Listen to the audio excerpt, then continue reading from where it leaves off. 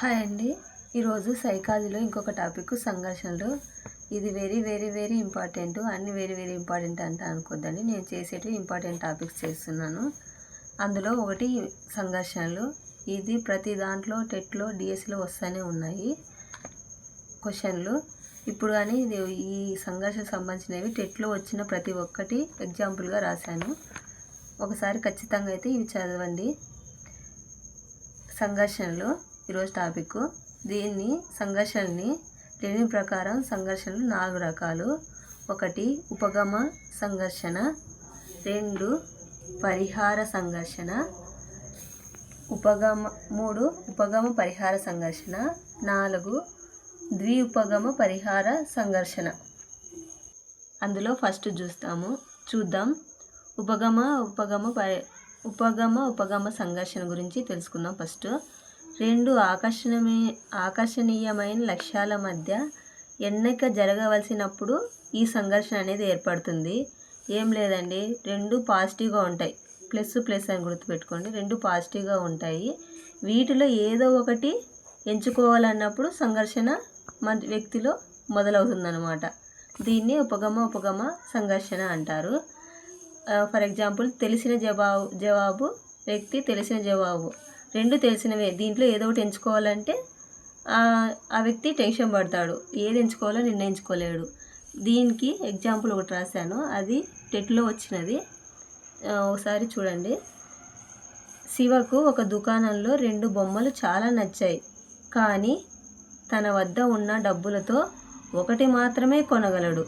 ఏ బొమ్మ తీసుకోవాలో తేల్చుకోలేకపోతున్నాడు. అంటే 2 నచ్చాయి కానీ ఒక్కటే తీసుకోవాలా.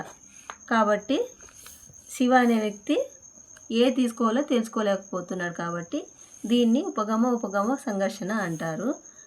నెక్స్ట్ పరిహార సంఘర్షణ. రెండవది 2 ఆకర్షణీయం కాని, ఈడ ఉపగమ అంటే ఆకర్షణీయమైనవి. పరిహార అంటే 2 ఆకర్షణీయం కాని లక్ష్యాల మధ్య ఎన్నిక తప్పనిసరి అయినప్పుడు ఈ సంఘర్షణ అనేది పరిహార సంఘర్షణ అనేది మొదలవుతుంది. ఎగ్జాంపుల్, తెలియని జవాబు వ్యక్తి తెలియని జవాబు 2 తెలియనివే. అంటే మైనస్ ఏదో ఒకటి ఎంచుకోవాల్సి వస్తుంది. అలాంటప్పుడు మనిషి సంఘర్షణకు లోనవుతాడు. ఇది ఇంకోటి టెట్లో వచ్చింది. ఇది కూడా పరిహార సంఘర్షణకి ఎగ్జాంపుల్ రాశాను. అయాన్కి హోంవర్క్ చేయాలని లేదు, అలాగని తరగతి ఉపాధ్యాయునితో తిట్లు తినాలని లేదు. 2 మైనస్లే. 2 ఇష్టం లేవు కానీ చేయాలి ఏదో ఒకటి. కాబట్టి ఇలాంటి సందర్భంలో పరిహార సంఘర్షణ అనేది మొదలవుతుంది. నెక్స్ట్ ఉపగమ పరిహార సంఘర్షణ అంటే ఒకటి ప్లస్ ఒకటి మైనస్. అంటే ఒకటి పాజిటివ్గా ఉంటుంది, ఒకటి నెగిటివ్గా ఉంటుంది. దీంట్లో ఏది తీసుకోవాలని తెలియక ఉన్నప్పుడు సంఘర్షణ మొదలవుతుంది. అదే చూడండి, ఇక్కడ ఒక ఆకర్షణీయమైన ఇంకొకటి ఆకర్షణీయం కాని లక్ష్యాల మధ్య ఎన్నిక జరగవలసి ఉంటుంది. ఆ సందర్భంలో ఉపగమ పరిహార సంఘర్షణ మొదలవుతుంది. ఇది కూడా టెట్లో వచ్చినదే. ఎగ్జాంపుల్ చూడండి. గోవిందు కుక్కతో ఆడుకోవాలనుకుంటున్నాడు, కానీ కుక్క కరుస్తుందేమోనని భయపడుతున్నాడు. అంటే ఒకటి ఇష్టము, మళ్ళీ అంతలోనే భయము. అంటే ఒకటి మైనస్. ఒకటి ప్లస్ ఒకటి మైనస్ ఉంటే ఉపగమ పరిహార సంఘర్షణ అంటాడు. గోవిందుకి కుక్కతో ఆడుకోవాలంటే ఇష్టం, కానీ కుక్క కరుస్తుందేమో అని భయంతో గోవింద్ ఏ సంఘర్షణకు గురవుతున్నాడంటే ఉపగమ పరిహార సంఘర్షణకి గురవుతున్నాడు. నెక్స్ట్ 4వది ఉపగమ పరిహార సంఘర్షణ. 2 లేదా అనేక లక్ష్యాల మధ్య 2 లేదా 2 లేదా అంతకంటే ఎక్కువ ఉండే లక్ష్యాల మధ్య అనుకూల ప్రతికూల విషయాలు మధ్య జరిగే సంఘర్షణని ద్విఉపగమ పరిహార సంఘర్షణ అంటారు. ఎగ్జాంపుల్, వేతనం ఎక్కువ కాకపోతే దూరం. ఇంకొకటి వేతనం తక్కువ కానీ దగ్గర.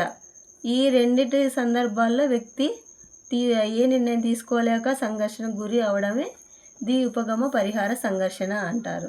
మనకి ఎక్కువగా ఇంపార్టెంట్ 3 ఎక్కువ ఇంపార్టెంట్. ఒకటి ఉపగమ ఉపగమ సంఘర్షణ, పరిహార సంఘర్షణ. నెక్స్ట్ మూడవది ఉపగమ పరిహార సంఘర్షణ. ఈ మూడిటి మీద మనకి ఎక్కువ క్వశ్చన్లు టెట్ డిఎస్సిలో వచ్చాయి. డిఎస్సిలో వచ్చాయి.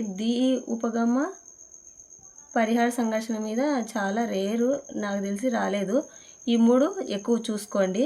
ప్లస్ రెండు పాజిటివ్గా ఉంటే ఉపగమ, మైనస్ రెండు నెగిటివ్గా ఉంటే పరిహార.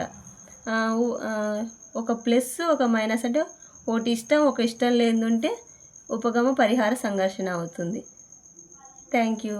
ఈ వీడియో మీకు నచ్చితే లైక్ చేయండి, షేర్ చేయండి, సబ్స్క్రైబ్ చేసుకోండి. Thank you.